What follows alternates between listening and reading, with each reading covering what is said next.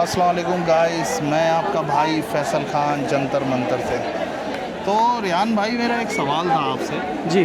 जैसे अभी आपने देखा 2-3 दिन से, जब से जैसे प्रोटेस्ट हुआ, संसद के लिए जो मार्च हुआ, उसमें लाठियाँ चली, बच्चे घायल हुए, तमाम इंसिडेंट हुए।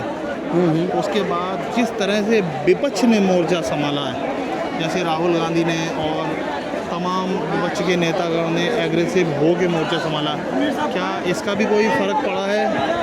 बिल्कुल फैसल साहब, इस सब चीज़ों का भी बहुत बड़ा फ़र्क पड़ा है, क्योंकि जैसा कि हम सब जानते हैं कि जब तक ये प्रोटेस्ट जो था वो जंतर मंतर के अंदर था तो लोग आ रहे थे और मिलके चले जा रहे थे। लेकिन जिस दिन पहले दिन सदन हुआ, सदन के पहले दिन पे ही ये मुद्दा उठाया गया और जब मुद्दे पर बात नहीं करने दी गई तो राहुल गांधी हो, चाहे वो अखिलेश यादव हो, सारे के सारे विपक्षी जो हैं वो जाकर बैठ गए कहाँ पर? मोदी जी के घर के आवास के बाहर। तो वो भी एक बहुत बड़ा इफ़ेक्ट पड़ा है इस मुहिम के अंदर, क्योंकि जब तक विपक्ष मजबूती से खड़ा नहीं हो, क्योंकि मेरा मानना ये है कि अभी तक विपक्ष के पास कोई ऐसा मुद्दा नहीं था जिससे सरकार के ऊपर हावी हुआ जा सके। लेकिन ये एक जो मुद्दा उठा है, इस पर सरकार के ऊपर विपक्ष भी हावी हुआ है और कहीं ना कहीं इसका भी बहुत बड़ा इम्पैक्ट इस प्रोटेस्ट को सपोर्ट करता है। रियान भाई, कल तक ऐसा लग रहा था कि सरकार झुकेगी, मगर इतनी जल्दी नहीं झुकेगी।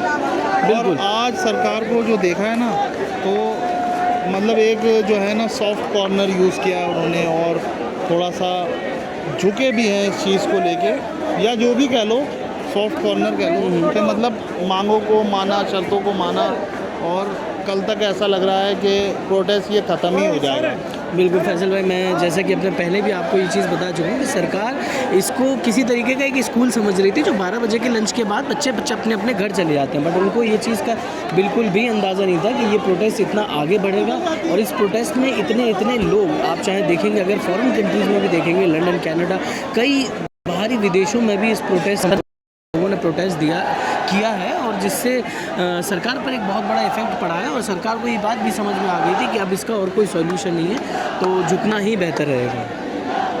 तो सरकार ने एक कदम पीछे ले लिया है। बेशक इस बात को बिल्कुल नकारा नहीं जा सकता, सरकार ने एक कदम पीछे लिया है। और मैं फिर कहूँगा कि मैं सरकार को इस बात पे सराहना करना चाहूँगा कि बहुत अच्छी बात है, आप देर आए दुरुस्त आए, लेकिन आने वाली सरकार को और आने वाली सरकारों को भी ये चीज़ समझ आ जाएगी कि हम जनता के लिए, और जनता जब किसी चीज़ पर बात करती है, जनता किसी चीज़ की मांग करती है, तो उसको बातसल्ली सुना जाए और उस पर विचार किया जाए और उसको पूर्ण रूप से काम किया जाए उस पर, तभी आपकी सरकार एक बेहतर सरकार बन सकती है। बिल्कुल बिल्कुल बिल्कुल। और ऐसी हम भी मनोकामना करते हैं कि सरकार अपना काम बेहतरी से करे और अच्छे से करे। ज़ाहिर सी बात है, देखिए सरकार जो होती है वो आम जनता के लिए होती है, जनता ही उनको चुन के वहाँ तक ले जाती है। अगर वही हमारा काम नहीं करेंगे तो फिर क्या फ़ायदा उस सरकार का, और क्या फ़ायदा फिर हमारे लोकतंत्र का, और क्या फ़ायदा हमारे फिर वोट का। बिल्कुल। तो बहुत बहुत शुक्रिया, आपने अपनी बात बेबाकी के साथ रखी। बहुत शुक्रिया फैसल भाई, बहुत बहुत शुक्रिया।